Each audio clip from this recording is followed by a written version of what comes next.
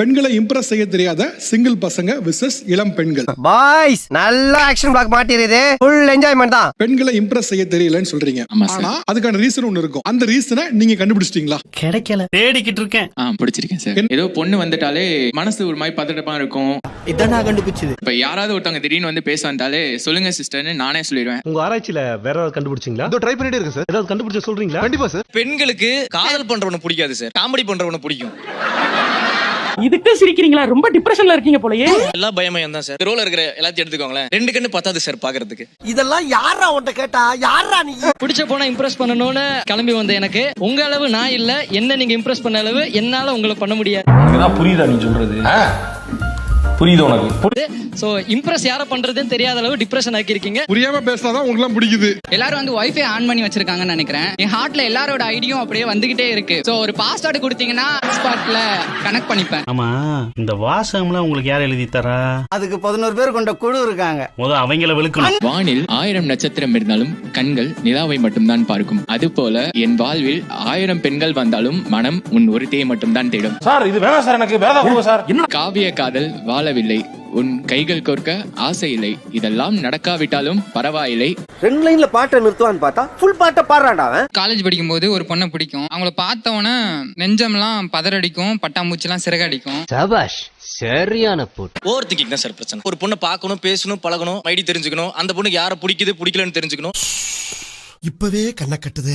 இதுக்கு முன்னாடி ரிலேஷன்ஷிப் இருக்கான்னு தெரியணும். அந்த ரிலேஷன்ஷிப் இருந்திருந்தா அந்த பொண்ணுக்கு என்ன பிரச்சனைன்னு தெரியணும். இன் கேஸ் அந்த பிரச்சனைல இருந்து அந்த பொண்ணு வெளியே வந்துருச்சான்னு தெரியணும். அதேங்க அப்பா ரொம்ப லென்த்தா இருக்கு. Situationship, friendship, relationship, flagship. உன் லென்த்துக்கு பேசாதடா, என் லென்த்துக்கு பேசுறா. அவன் எதிர்பார்க்கற நீங்க பேசணும் தான். அவன் அதான் டார்கெட் வச்சு அவன் பேசியாச்சு.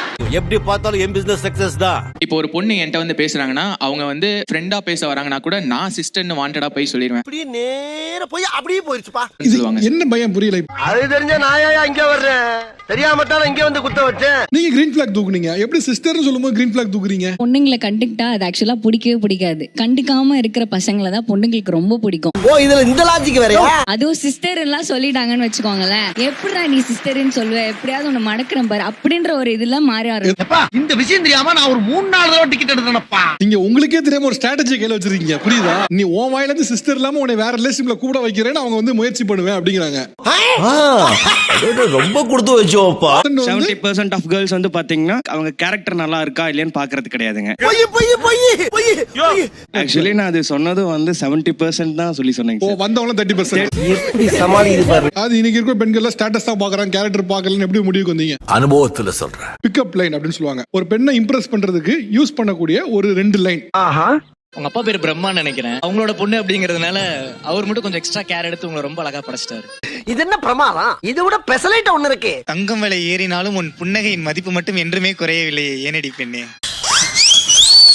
எனக்கு அந்த அளவுக்கு அறிவு இல்ல சார், நானா யோசிச்சு சொல்ற அளவுக்கு. இது ஆக்சன் மேடம். பேசுறது மட்டும் வைரமுத்து மாதிரி கால போட்டு வந்துப்பேன். ஏட்டசிக்கப்பட்டமே.